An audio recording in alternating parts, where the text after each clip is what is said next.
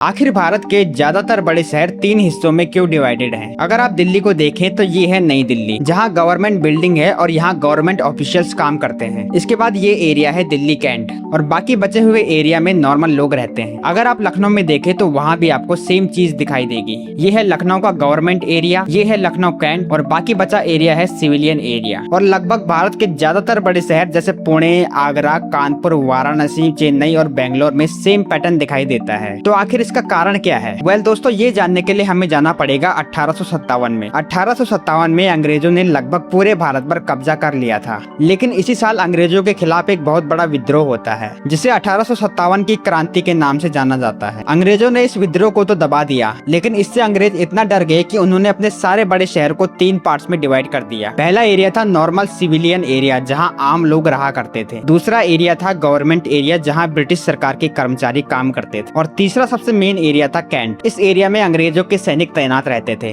क्योंकि अंग्रेजों को डर था कि कहीं 1857 की तरह भारत में दोबारा विद्रोह न हो जाए। और इस टाइप की क्रांति को दबाने के लिए अंग्रेजों ने अपने सारे बड़े शहरों में कैंट एरिया बनाया, ताकि अगर किसी भी शहर में विद्रोह हो तो पास में मौजूद कैंट एरिया से जल्दी से अंग्रेज सेना बुलाकर इस विद्रोह को दबा दिया जाए। और आजादी के बाद इन कैंट एरिया का कंट्रोल इंडियन आर्मी के पास चला गया।